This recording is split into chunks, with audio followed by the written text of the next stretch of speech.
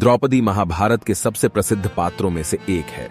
इस महाकाव्य के अनुसार द्रौपदी पांचाल देश के राजा द्रुपद की पुत्री है, जो बाद में पांचों पांडवों की पत्नी बनी।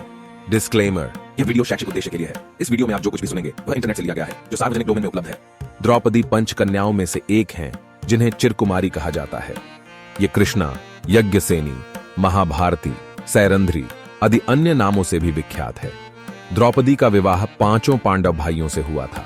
पांडवों द्वारा इनसे जन्मे 5 पुत्र क्रमशः प्रतिविंध्य, सुतसोम, श्रुतकीर्ति, शतानीक व श्रुतकर्मा उप पांडव नाम से विख्यात थे।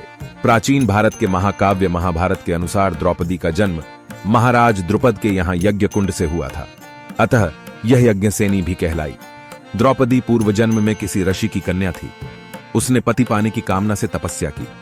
शंकर ने प्रसन्न होकर उसे वर देने की इच्छा की। उसने शंकर से 5 बार कहा कि वह सर्वगुण संपन्न पति चाहती है। शंकर ने कहा कि अगले जन्म में उसके 5 भरतवंशी पति होंगे, क्योंकि उसने पति पाने की कामना 5 बार दोहराई थी। जब पांडव तथा कौरव राजकुमारों की शिक्षा पूर्ण हो गई, तो उन्होंने द्रोणाचार्य को गुरु दक्षिणा देना चाहा। द्रोणाचार्य को द्रुपद के द्वारा किए गए अपने अपमान का स्मरण हो आया और उन्होंने राजकुमारों से कहा, राजकुमारों, यदि तुम गुरु दक्षिणा देना ही चाहते हो तो पांचाल नरेश द्रुपद को बंदी बनाकर मेरे समक्ष प्रस्तुत करो। यही तुम लोगों की गुरु दक्षिणा होगी। गुरुदेव के इस प्रकार कहने पर समस्त राजकुमार अपने अपने अस्त्र शस्त्र लेकर पांचाल देश की ओर चले। वास्तव में द्रौपदी साक्षात शची थी और पांडव इंद्र के ही 5 रूप थे। पूर्व काल में इंद्र के हाथों त्वष्टा के पुत्र विश्वरूप का हनन हो गया था। ब्रह्म हत्या के कारण इंद्र का तेज धर्मराज में प्रविष्ट हो गया। त्वष्टा ने क्रुद्ध होकर अपनी एक जटा उखाड़कर होम की। फलत होम कुंड से वृत्र का आविर्भाव हुआ। उसे अपने वध के लिए उद्यत देख इंद्र ने सप्तर्षियों से प्रार्थना की। उन्होंने कुछ शर्तों पर उन दोनों का समझौता करवा दिया। इंद्र ने शर्त का उल्लंघन कर वृत्र को मार डाला। इंद्र के शरीर से निकलकर बल ने वायु में प्रवेश किया। इंद्र ने गौतम का रूप धारण कर अहिल्या के सतीत्व का नाश किया। उसका रूप उसे छोड़ अश्विनी कुमारों में समा गया। पृथ्वी का भार हल्का करने के लिए जब सब देवता पृथ्वी पर अवतार लेने लगे, तब धर्म ने इंद्र का तेज कुंती के गर्भ में प्रतिष्ठित किया। युधिष्ठिर का जन्म हुआ। इसी प्रकार वायु ने इंद्र का बल कुंती के गर्भ में प्रतिष्ठित किया तो भीम का जन्म हुआ। इंद्र के आधे अंश से अर्जुन तथा अश्विनी कुमारों के द्वारा माद्री के गर्भ में इंद्र के ही रूप की प्रतिष्ठा के फलस्वरूप नकुल और सहदेव का जन्म हुआ। प्रकार पांडव इंद्र के रूप थे तथा कृष्णा शची का ही दूसरा रूप थी। द्रौपदी का विवाह स्वयंवर सभा में अनेक देशों के राजा महाराजा एवं राजकुमार पधारे हुए थे।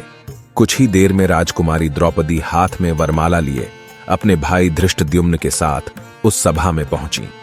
धृष्टद्युम्न ने सभा को संबोधित करते हुए कहा, विभिन्न देश से पधारे राजा महाराजाओं एवं अन्य गणमान्य जनों से मेरी बहन द्रौपदी का विवाह होगा।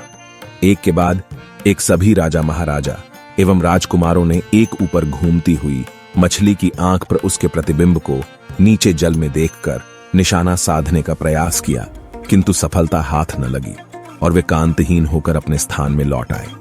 इन असफल लोगों में जरासंध, शल्य, शिशुपाल तथा दुर्योधन, दुःशासन आदि कौरव भी सम्मिलित थे। कौरवों के असफल होने पर एक ब्राह्मण को राजकुमारी को प्राप्त करना चाहा।